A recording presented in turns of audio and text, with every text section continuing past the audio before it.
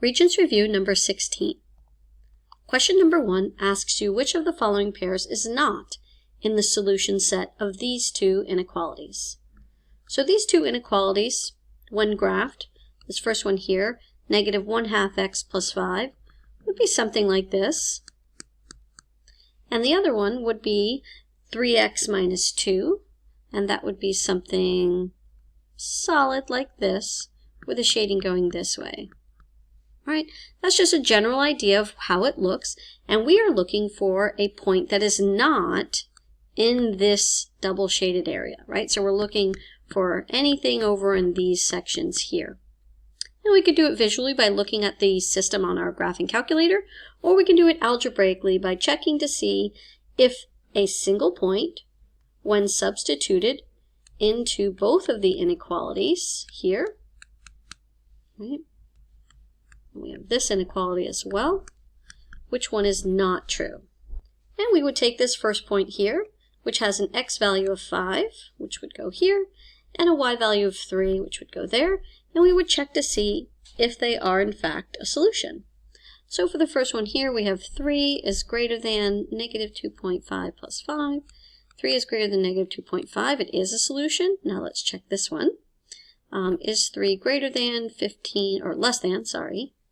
Is 3 less than or equal to 15 minus 2, which is 13, and that one is true, so it is in the solution set. So this one is possible. The next one is x is 3 and y is 4, so we're checking to see is 4 greater than 1.5, is 4 greater than 3.5, and the answer is yes. And then we have is 4 less than or equal to 9 minus 2 is 7. The answer is yes. And so then we try the third one, or the second one here, I should say, 4 and 3. And then we have is 3 greater than negative 2 plus 3 greater than 3. The answer to that is no. So this is definitely not in the solution set. I don't even need to check the other one. Question number 2. Which statistic would indicate that a linear function would not be a good fit for the model of data set? Now, these are residual values. And residual values are good fits if they are scattered. They are good fits if they are scattered, or if their R value is close to positive or negative 1. So this is an excellent fit. That means all of the points are on the linear model. This one is pretty close. Negative 0.93 is very close to 1. And so now we're left with these residual models. To be a good fit means you are scattered. To be a poor fit means that you have a pattern. And as you can see in these two graphs, this one is scattered, and this one has a pattern. So that is a poor fit. Number 3. Emma recently purchased a new car, and they would like you to write the linear regression equation rounded to the nearest hundredth. All right, we're going to need our TI-84 for this. In our TI-84, we will click Stat. We will then click Edit. We will put all of the miles driven in List 1. We will put all of the number of gallons of gas used in List 2. Then we will go back to the Stat button, arrow over once to Calc, choose number 4, Lin Reg, and press Enter 5 times. And there is our equation. And when rounded to the nearest, what did they say? Hundredth, when rounded to the nearest hundredth, we're going to get y is equal to 0.05x minus 0.92. So when I round correctly, this second value, this constant, is going to round up.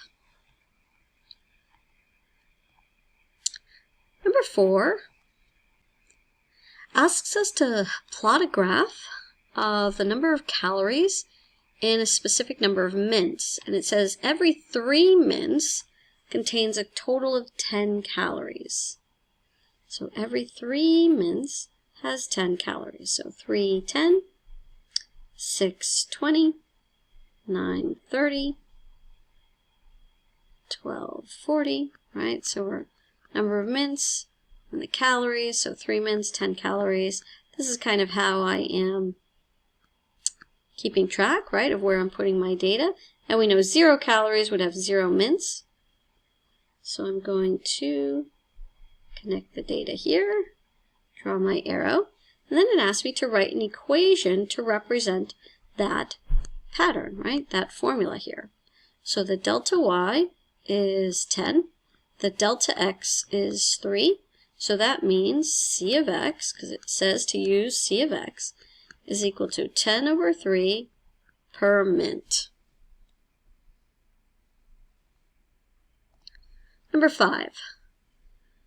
High School Drama Club is putting on their annual theater production, and they want us to write a system of inequalities that represents this situation.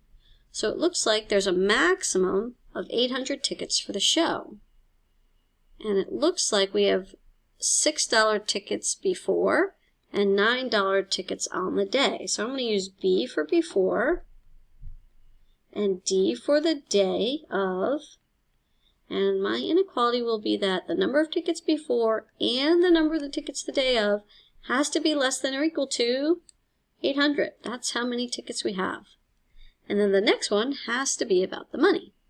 So if it's $6 on the day before and $9 on the day of, and we must sell at least 5,000, then that means we have to have greater than, more than, or exactly 5,000. So there's the system. The next question asks us to apply this system with this particular situation. If the club sells 440 tickets before the day of the show, is it possible to sell enough additional tickets on the day of the show to meet the expenses? Well, if they sold 440 tickets before the show, then that means that the B would be 440. I'm going to use my second equation here to see how much money they would have made, right? So it means here that 6 times 440, so 6 times 440 is $2,640. And now, if I subtract that from both sides, then these day of tickets, which are $9, have to make at least $2,360. And then I'm going to divide by those $9 tickets and see if we have enough tickets left. So let's see, divide by $9 a piece. It's about 262. So we need more, or exactly 262 tickets-ish, right? Because we're going to round to nearest ticket. So actually, I would say we need 263 tickets. So is 440 plus 263, is that lower than 800? That's the question.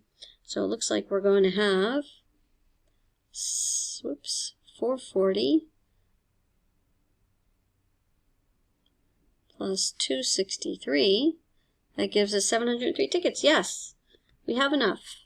We actually have more tickets. So yes, and that is justifying my work.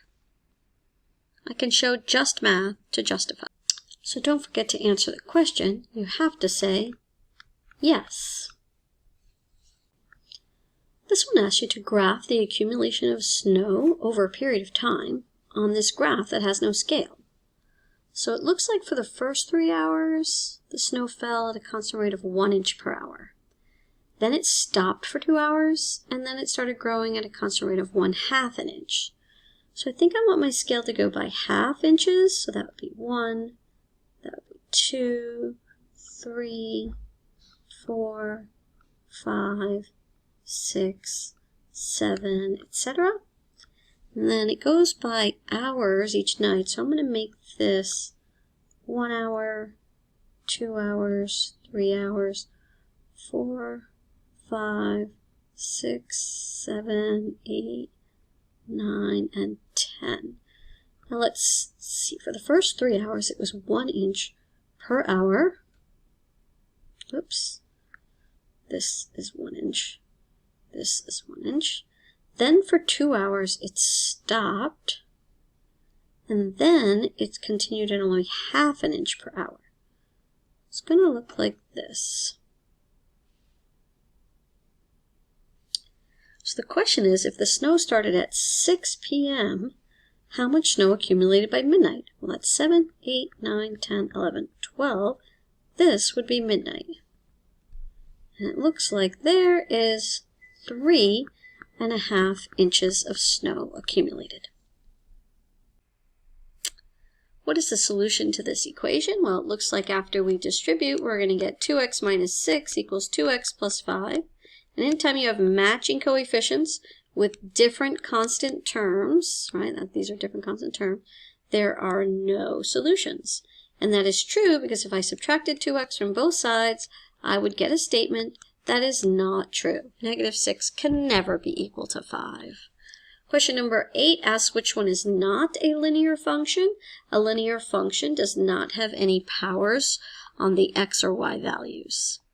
And number 9 asks you to solve this inequality. So let's see. I think I'm going to just multiply by 3 because I don't like fractions. So even though this is going to make the numbers larger temporarily, at least I don't have to make common denominators. So let's see. I'm going to get 5x here plus 24 plus 24. And that's going to give me 45 divided by x. So I get 9 is less than x. Or if I want to reverse this statement, x, right? If I want this x to be on the other side, I also have to reverse the inequality. X is greater than 9. So that is option number 1. Regents review number 16.